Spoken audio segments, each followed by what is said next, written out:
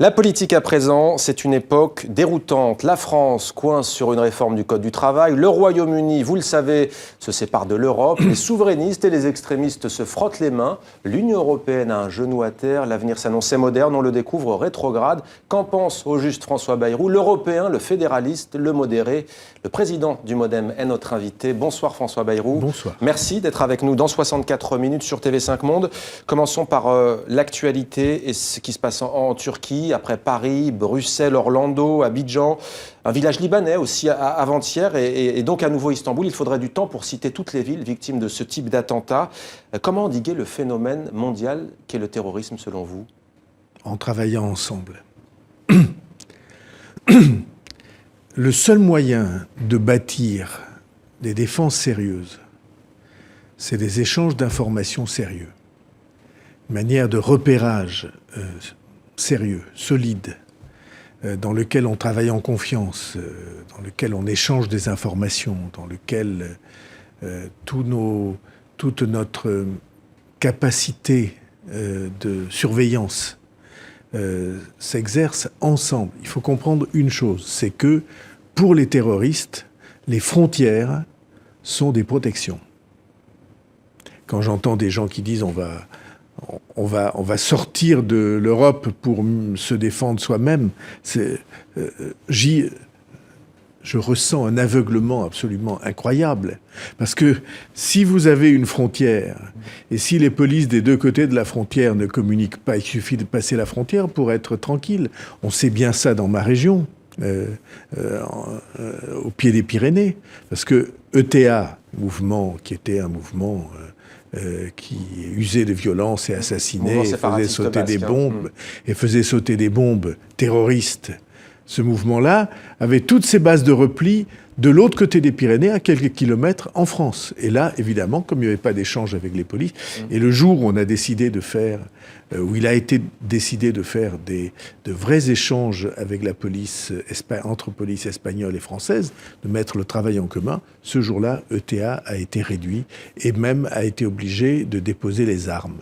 Et donc, tant qu'on ne comprend pas que c'est le travail en commun, la coopération, l'intimité entre tous ceux qui sont menacés, qui nous permettra non pas de supprimer, mais de faire reculer les menaces, on ne comprendra rien. François Bayrou, on a d'un côté des terroristes qui disent « vous nous bombardez, donc on commet des attentats chez vous, dans vos pays, en Occident », et on a des États qui répliquent en disant « vous commettez des attentats chez nous, donc on vient vous bombarder ». Comment sortir de ce cercle infernal ? Bon, c'est un très grand sujet sans vouloir employer de trop grands mots, de civilisation. N'est-ce pas? Ceux qui veulent soumettre l'ensemble de la vie humaine et des sociétés à une autorité religieuse considérée comme infaillible, ceux-là sont en rupture avec la conception qui est la nôtre d'une société pluraliste dans laquelle on respecte les opinions, les convictions, les philosophies et les religions différentes. Là est la grande ligne de partage. Et cette ligne de partage, elle mérite qu'on la défende. C'est plus qu'une dictature, n'est-ce pas? C'est faire peser sur toutes les vies humaines et sur toute la vie humaine l'autorité sans partage de gens qui prétendent savoir ce que dit Dieu. Et vous voyez bien à quel point il y a là quelque chose qui est une terrible atteinte à la liberté humaine. Or, il n'y a qu'un combat qui vaille, c'est le combat de la liberté. 6 jours quasiment après le Brexit, François Bayrou, les 27 dirigeants de l'Union européenne se sont réunis aujourd'hui sans le Premier ministre britannique David Cameron. Ils veulent une nouvelle impulsion au projet européen. Quelle doit être, selon vous, aujourd'hui cette impulsion? Alors, il faut deux choses. Premièrement, il faut une clarification. Aucun projet ne peut être fait si on ne voit pas clair dans la manière dont les uns et les autres vont être organisés. Si, par exemple, se prolongeait pendant des semaines et des mois le brouillard autour de qu'est-ce qui va se produire en Grande-Bretagne et pour la Grande-Bretagne, ça serait catastrophique pour tout le monde. Donc il faut une clarification. Et de ce point de vue-là, j'espère, je dis j'espère avec quelques prudences, j'espère que les responsables de l'Union européenne vont être capables d'exiger la clarification, sans la reporter... Là, c'est le 16 septembre, en l'occurrence, le prochain sommet. Oui, c'est pas parce qu'il y a un sommet qu'il y a clarification. Et qu'il n'y a rien avant. Voilà. Donc, moi, la clarification. 2, c'est très simple, il faut sortir de l'ambiguïté qu'il y a sur l'Union européenne. Pour les uns, l'Europe, c'est un marché. C'est ce que voulaient les Anglais, enfin les Britanniques. L'idée que le seul objet de l'Union européenne, c'est le commerce. Et cette idée est une idée, à mon sens, terriblement insuffisante et terriblement frustrante pour les peuples. Le fait que l'Union européenne se soit concentrée sur ce sujet a été une part terrible de son affaiblissement. Parce que les gens se sont dit, mais à quoi ça sert? Ils font des normes c'est-à-dire des règles ils inventent des normes sur les concombres, disaient les opposés, ou sur les moteurs de tondeuses à gazon, ou sur le niveau sonore des aspirateurs.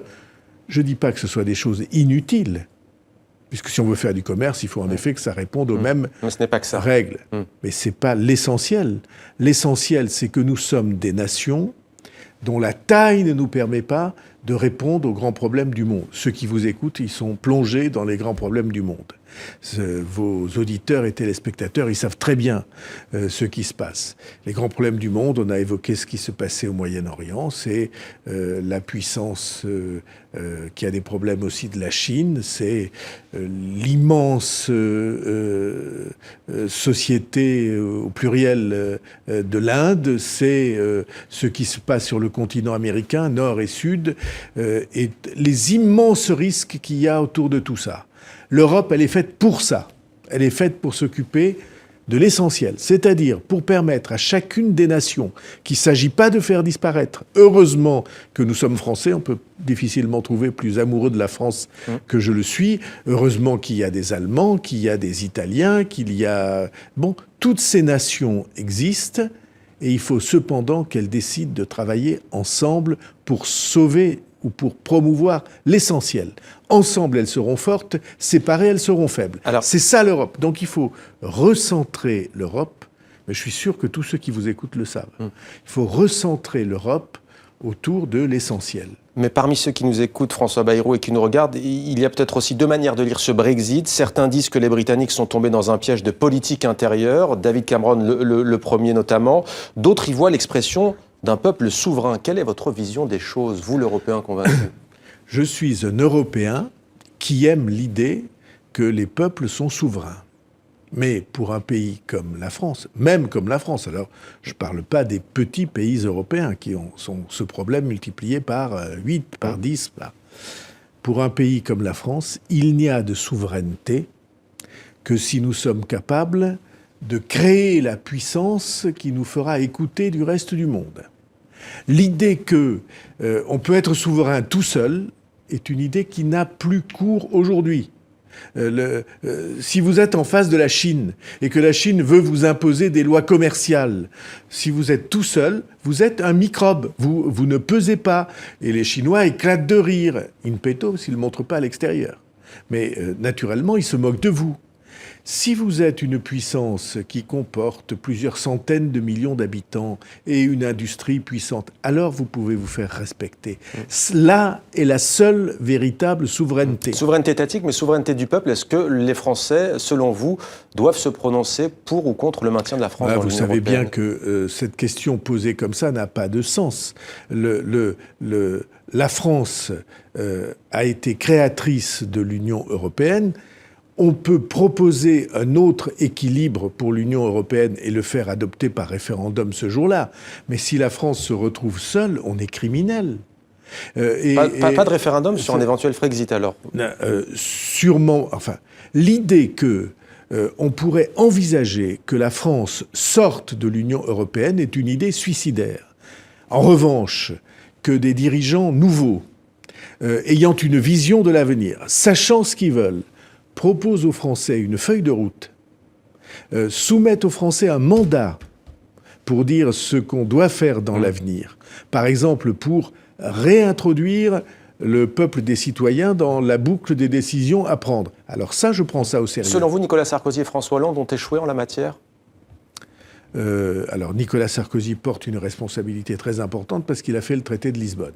Et le traité de Lisbonne, c'était une manière de court-circuiter, pour ne pas dire autre chose, le choix qui s'était exprimé au référendum. Moi, je pense que quand une décision a été prise par le peuple tout entier, il n'y a que le peuple tout entier qui puisse la corriger. Et l'actuel président français ? Et François Hollande, pendant 4 ans, il n'a rien dit. Et donc, moi, je croyais que François Hollande était un Européen dans la lignée de Jacques Delors. D'ailleurs, c'est comme ça qu'il avait commencé sa vie politique. Et puis, je me suis aperçu que de l'avenir de l'Europe, il ne parlait jamais aux Français. Est-ce qu'il ne faut pas aussi cesser cet élargissement sans fin, disent certains, pour éviter ce désamour des citoyens européens envers l'Europe ? La semaine dernière, sur ce plateau, Nicolas Dupont-Aignan, souverainiste, disait qu'il était pour un retour à 4 États-nations, par exemple. Quel est votre avis à ce sujet ? Combien ? Une Europe à combien ? Vous êtes pour un maintien à 27 ? Vous vous souviendrez que j'étais un des auteurs de la formule qui disait « approfondissement avant élargissement ».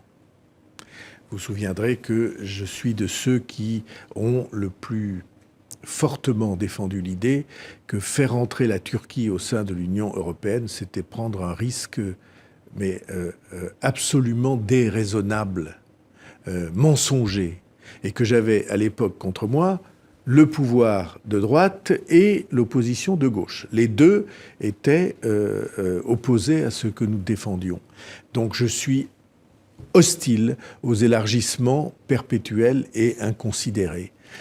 C'est de cela que nous avons souffert et que nous continuons à souffrir. Pour le reste, la question va se poser aux Européens de savoir quelle Europe ils veulent. S'ils veulent une Europe uniquement du commerce, c'est le cas de la périphérie, d'un certain nombre de pays qui ne partagent pas l'idée d'une volonté politique commune et partagée des nations européennes ou des États-nations européens.